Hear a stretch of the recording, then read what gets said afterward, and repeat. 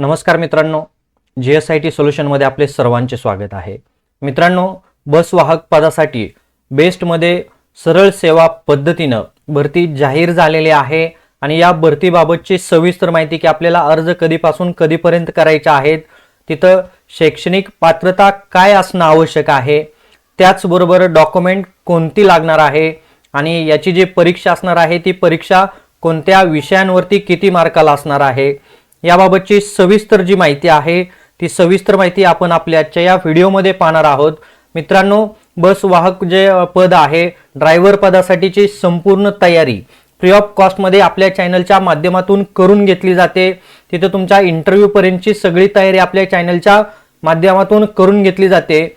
खूप सगळे व्हिडिओ जे आहेत ड्रायव्हर भरतीच्या तांत्रिक प्रश्नांचे असतील किंवा चालू घडामोडीचे असतील ते आपल्या चॅनलवरती अपलोड केलेले आहेत। ते व्हिडिओ तुम्ही पाहायचे आहेत आणि तयारी तुमची व्यवस्थित पद्धतीने करायची आहे।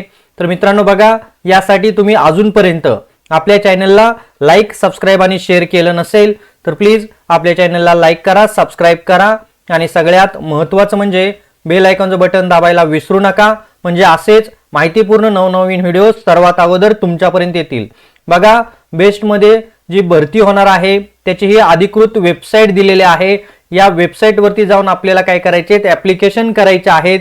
या व्हिडिओच्या डिस्क्रिप्शन बॉक्समध्ये ही वेबसाईट मी तुम्हाला दिलेली आहे आणि अर्ज करण्याचा कालावधी कधीपासून कधीपर्यंत आहे बघा, तर 8/7/2026 ते 29/7/2026 पर्यंत आपण या ठिकाणी ऑनलाईन ऍप्लिकेशन करू शकतो। पदांची संख्या देखील खूप छान आहे, 364 पद या ठिकाणी भरली जाणार आहेत, हे लक्षात घ्या मित्रांनो। आणि इथं कास्ट कॅटेगरीनुसार कोणत्या कास्ट कॅटेगरीला किती पद आहेत हे तुम्हाला इथं दिलेलं आहे, त्याप्रमाणे तुम्ही पाहू शकता आणि इथं अप्लाय करू शकता आपली जी कास्ट कॅटेगरी आहे त्याच्यामधून।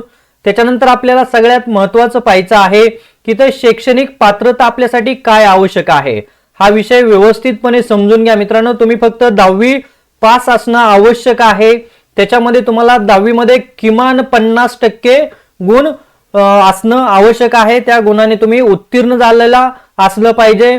आणि आणखीन एक महत्त्वाचा विषय म्हणजे तुम्हाला इथं मराठी विषयामध्ये 50 गुण असणं आवश्यक आहे। 100 पैकी मराठीमध्ये तुम्हाला 50 गुण असणं आवश्यक आहे, हे लक्षात घ्या।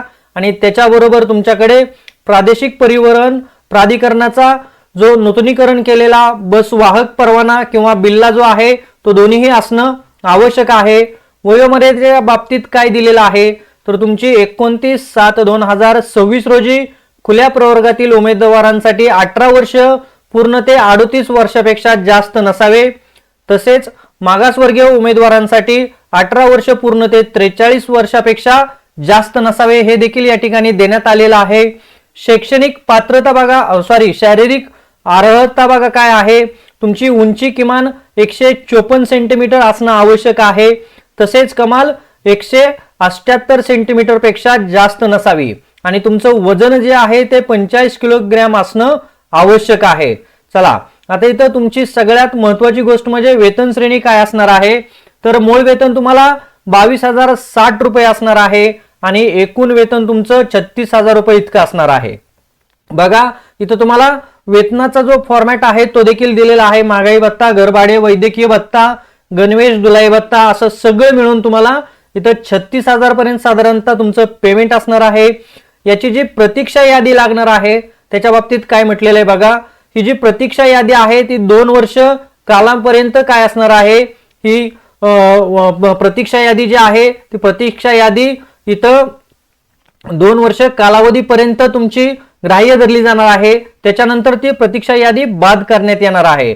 त्याच्यानंतर बघा, बस वाहक पदासाठी तुमची जी परीक्षा असणार आहे ती तुमची परीक्षा बहुपर्यायी चाचणी असणार आहे।